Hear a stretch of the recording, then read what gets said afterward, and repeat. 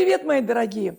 Знаете, с чего хочу начать? Похвалиться. Сама себя похвалить, но не своими устами, а устами моей замечательной подруги, писательницы Виктории Токаревой. Я всегда запоминаю все, что она говорит. Она очень умная и очень метко и точно говорит все. И вот недавно она мне сказала такое, что у меня сердце просто обрадовалось.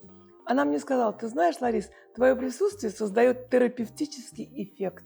Это значит, что от меня становится хорошо. Я на это очень надеюсь. Судя по тому, что вы ставите очень много лайков, колокольчиков, наверное, и на вас производит мое присутствие терапевтический эффект. Так давайте продолжать. Я буду вас лечить, а вы лечиться, и меня лечить тоже. Вот я как мудрено начала. Но надо было бы, наверное, попроще начать. У нас сегодня простое блюдо. То, что готовят все, а может быть забыли. По крайней мере, сегодня мы вспомним, как готовится щавелевый суп. Тем более, что сейчас лето, и щавель, говорят в Москве щавель, в Питере щавель, а мы будем говорить так и так. Как получится, то и другое правильно.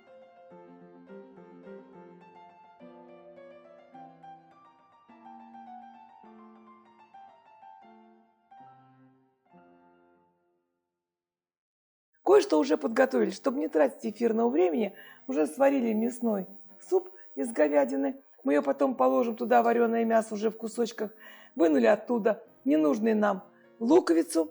А вот это вареная картошка и вареная морковка. Сейчас мы это все погрузим обратно в суп. Но сначала делаем то, ради чего мы собрались. А это щавель и крапива. Вот про что теперь забывают все. А многие не знают. А было время, когда крапива была совершенно необходима. И щавель тоже. А я даже когда-то одно из первых стихотворений написала: «Ой ты, крапива жгучая, любовь меня замучила, хожу вокруг да около, красивого, высокого». Ну, чтобы ему понравиться, с крапивой надо справиться. А сегодня нам надо справиться с крапивой, чтобы у нас получился вкусный суп. Щавель готов. Кладем его в наш суп. В одинаковой пропорции должен быть щавель. Не переборщите, чтобы он не был слишком кислый. Мало щавеля будет мало кислый, много будет много кислый. А нормально. А теперь смотрите, какой я герой. Я просто, считай, камикадзе. Беру крапиву руками. Но она, имейте в виду, она мытая. Не то, что я прям грязными руками грязную крапиву. И она колется, кусается. Но есть пример героизма. Если бы мы срывали раннюю майскую крапиву, мы могли бы положить почти целиком растение. Но уже май прошел, и эта крапива немножко более позднего созревания. Поэтому мы берем только верхушки, в которых и весь витамин и вкус. Все, крапива у нас тоже готова. Кладу туда. Некоторые боятся крапиву, чтобы было вкусненько и побольше витаминов. Некоторые используют ревень. Вот, вы же знаете, как он выглядит. Вот он, ревень. У нас тут всего достаточно. Давайте положим. Пускай у нас попробуем эксперимент. И то, и другое, и третье. Немножко, чтобы сильно не изменился вкус. Вот так. Кстати, мы иногда на даче с ревенем пирожки печем. Вот так его с сахарком поварим. Да, варенье варим. И немножко с сахаром поварить ревень. Ой, не испортим? Думаю, нет. Вот это мясо положим обратно, уже без косточек. Освободим от костей мясо. Порежем его такими удобными кусочками, чтобы по тарелкам потом уже оно разложить, и люди ели. Кстати, для этого я люблю очень грудинку. Вот тут у нас грудинка получилась и вкусная, и подходящая. Некоторые любят, я тоже люблю голяшку. Кто-то любит вырезку. Но мне кажется, что вот грудинка – это самое хорошее. Вот так. Самое важное в нашей жизни, мне кажется, это дефицит общения. И мы его при помощи вот таких вкусных блюд... Что-то мы давно стихи не читали, мне кажется, нет? Давайте я вот сейчас хочу... Я буду сейчас мять картошку вместе с морковкой, буду разминать, потому что я не люблю, когда картошка кусочками в таком кислом не подходит. Мы ее помнем в пюре и туда положим вместе с картошку и морковку. Будет красиво и так, как надо.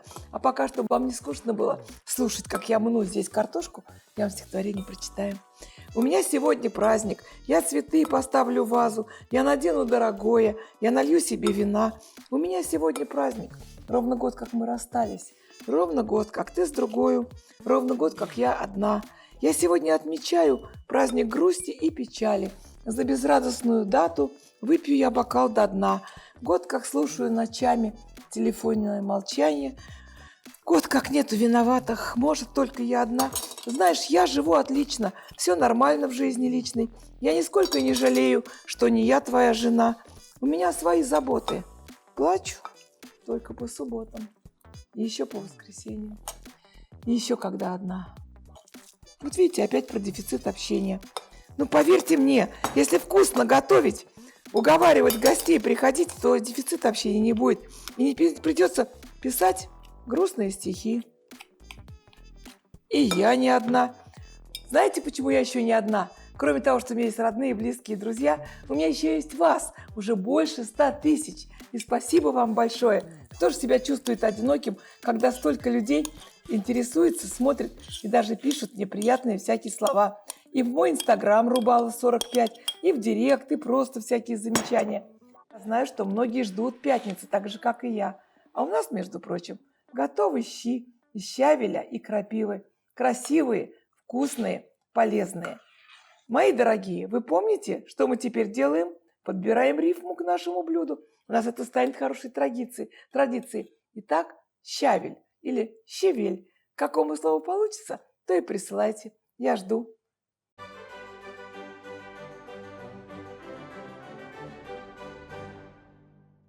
Тарелочку. Обязательно нужно яичко. Каждому человеку в тарелочку половинку яйца. Он потом вилочкой разомнет вот так. Можно сразу положить сметанку, а можно просто поставить ее рядышком.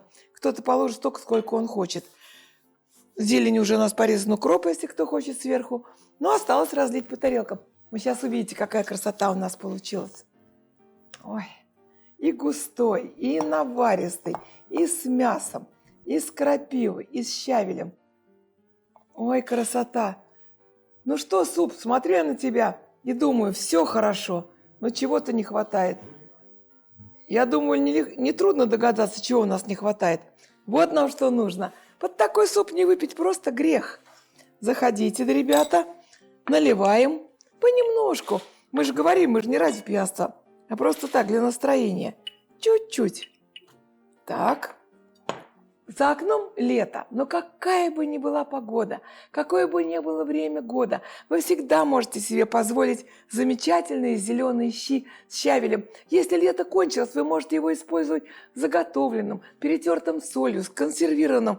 Но когда у вас настроение летнее или наоборот плохое настроение, вы хотите, чтобы вернулось лето, варите себе суп с щавелем и даже с крапивой или в крайнем случае без крапивы.